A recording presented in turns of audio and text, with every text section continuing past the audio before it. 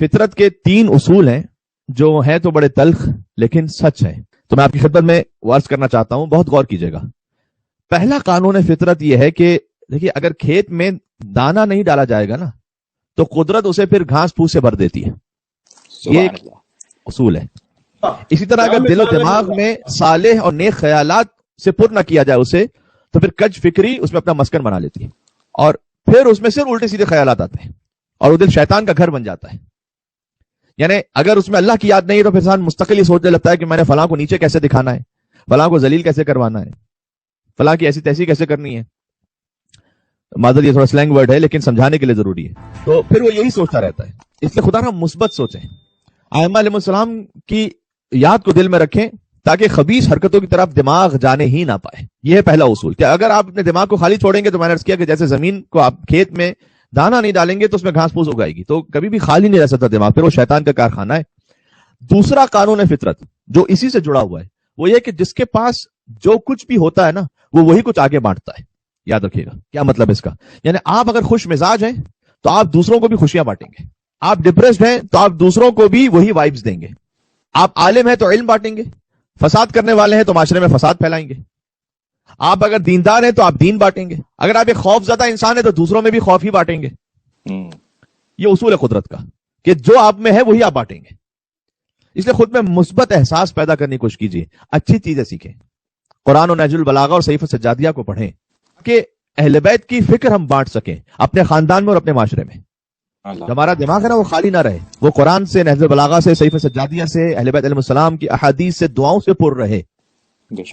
اور پھر اس کے لیے وہی ضروری ہے کہ امام بارگاہ سے منسلک رہیں اور اپنے بچوں کو بھی کم از کم سنڈے اسکول سے منسلک رکھیں۔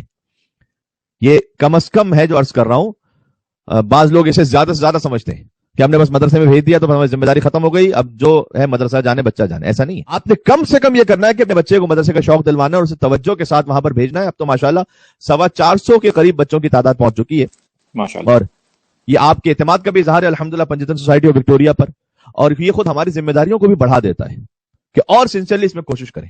تو اپنا ذہن اگر خالی رکھیں گے تو اس میں کہیں نہ کہیں شیطان کے وسوسے آئیں گے، شہوتیں آئیں گی، غلاظتیں آئیں گی۔ لہٰذا اس ذہن کو پر کیجیے اہل بیت کے کلام سے، خدا کے کلام سے، اچھی کتابوں سے، اچھے علماء کی گفتگو سے، اور جو آپ کے پاس ہوگا پھر آپ وہی بانٹیں گے آگے۔ تو یہ دوسرا قانون فطرت ہو گیا۔ اور تیسرا قانون قدرت وہ بھی بڑا اہم ہے، وہ یہ ہے کہ آپ کو زندگی میں جو کچھ بھی حاصل ہوا ہے نا، اللہ کی جو بھی نعمتیں، اسے ہضم کرنا سیکھیں، آپ آبزرو کرنا سیکھیں چیزوں کو۔ اس لیے کہ دیکھیں جب کھانا ہضم نہیں ہوگا نا تو بیماریاں پیدا ہوتی ہیں۔ اسی طریقے سے مال و ثروت اگر ہضم نہ ہو تو غرور و تکبر کا نشہ ہوتا ہے، بے شک۔ پھر اسی غرور و تکبر میں انسان غلطیاں بھی بڑی بڑی کرتا ہے۔ اسی طرح اگر کوئی بات ہضم نہ ہو پائے تو پھر چغلی اور غیبت بڑھتی ہے نا۔ اور بھی ایگزامپلس ہیں اس کی، مثلا اب مجھ جیسے انسان کو سمجھنا چاہیے کہ اگر تعریف ہضم نہ ہو پائے تو پھر ریاکاری بڑھے گی۔ بہت خوب۔ اس طریقے سے اگر مثلا مثبت تنقید بھی ڈائجسٹ نہ ہو پائے تو پھر دشمنی بڑھے گی۔ اقتدار اور طاقت ہضم نہ ہو پائے تو خطرات بڑھیں گے۔ یہ سب زندگی کے بڑے اہم اصول ہیں جنہیں ہمیں سمجھنے کی ضرورت ہے، اور یہی بات حتیٰ غموں کے لیے بھی ہے۔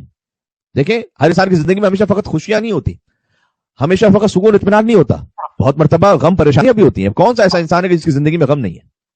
اب چاہے وہ بل گیٹس ہی کیوں نہ ہو، وہ طلاق تو اس کی زندگی میں بھی ہے۔ اس سے سمجھ میں آتا ہے کہ آپ پیسے سے ہر چیز خرید نہیں سکتے۔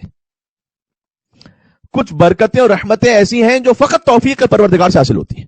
تو فقط مال و دولت کو بھی سب کچھ نہ سمجھیں کہ مثلا اگر میرے پاس مال و دولت ہے، آپ کے پاس فائنینشیل فریڈم اگر آ گئی۔ فائنینشیل فریڈم کسے کہتے ہیں؟ سادہ الفاظ میں فائنینشیل فریڈم کی تعریف یہ ہے کہ مجھے پیسے کے بارے میں سوچنا نہ پڑے۔ جب آپ کو پیسے کے بارے میں سوچنا نہ پڑے تو خود بخود کا مطلب ہے کہ آپ فائنینشیل فریڈم پہ پہنچ چکے۔ لیکن یہ سب کچھ نہیں، دعا مانگے کہ اللہ اس کے ساتھ ساتھ ہمیں توفیقات معنوی بھی عطا فرمائے اور ذلتوں سے محفوظ رکھے۔ تو دنیا کا کوئی امیر سے امیر انسان بھی ایسا نہیں ہوگا جس کے دل میں کوئی غم نہیں ہوگا۔ تو غم، پریشانیاں، مشکلات ہر ایک کی زندگی میں کہیں نہ کہیں ہیں۔ اچھا، لہٰذا جب جنتی جنت میں پہنچیں گے تو سورہ فاطر کی ایک آیت ہے، آیت نمبر 34، وہ جنتی جنت میں پہنچ کے کہیں گے وَقَالُوا الْحَمْدُ لِلَّهِ الَّذِي أَذْهَبَ عَنَّا الْحُزْنَ إِنَّ رَبَّنَا لَغَفُورٌ شَكُورٌ۔ بہت خوبصورت ہے، حمد اس اللہ کی جس نے آج غموں کو ہم سے دور کر دیا۔ اللہ اکبر۔ یعنی باقاعدہ جنتی اس پر شکر ادا کریں گے کہ اب ہم غموں سے دور ہو گئے، اس لیے کہ جنت میں کوئی حزن ہے نہ کوئی غم ہے، وہاں پر وصال یار ہے، فصل نہیں ہے، وہاں وصل ہے۔ واہ۔ تو پھر اللہ سبحانہ و تعالیٰ نے فرمایا کہ جنتی یہ کہیں گے، سورہ فاتر میں کہ ہم اس پروردگار کی جس نے غم و حزن کو ہم سے دور کر دیا، اور ان ربنا لغفور شکور، دو صفات ذکر ہوئی اللہ عز و جل کی کہ یقیناً ہمارا رب بہت معاف کرنے والا بھی اور قدردان بھی ہے۔ تو کیا پیغام ملا ہمیں؟ پیغام یہ ملا کہ غم اس کے دور ہوں گے جو مغفرت طلب کرنے والا اور شکر کرنے والا ہو، تو وہ اس مقام تک پہنچے گا کہ وہ جنت میں جا سکے۔ اور ورنہ جتنا بھی آپ کو مل جائے، کسی نہ کسی چیز کے نہ ہونے کی وجہ سے آپ ڈپریس رہیں گے۔ اگر اسے اپنے سر پہ سوار رکھیں گے تو ڈپریس رہیں گے۔ ایسا نہیں ہو سکتا کہ اگر میں نے کہا کیا نا کہ دنیا کی ساری دولت بھی مل جائے تو کیا غم ختم ہو جائے گا؟ نہیں ہے۔ نتیجہ کیا ہوتا ہے پھر؟ اگر انسان کہیں نہ کہیں کسی غم میں مبتلا ہے اور وہ اس کو صحیح طریقے سے ڈائجسٹ اور ایبزارب نہیں کر پا رہا، تو جو میں کہہ رہا تھا، تعریف ہضم نہ ہونے کی صورت میں ریاکاری بڑھتی ہے، دولت ہضم نہ ہونے کی صورت میں تکبر بڑھتا ہے، اسی طرح سے کوئی غم کو ہضم نہ کر سکے تو مایوسی بڑھتی ہے۔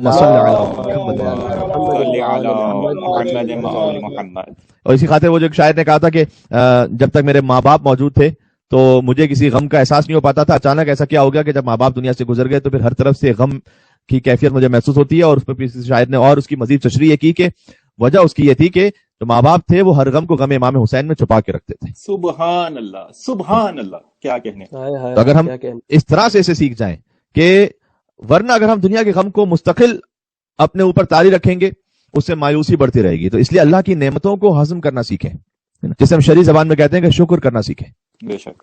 تو اپنی زندگی کو بامقصد بنائیے اور مخلوقات خدا کی زندگیوں میں آسانیاں پیدا کرنے والے بنیں۔ سبحان اللہ۔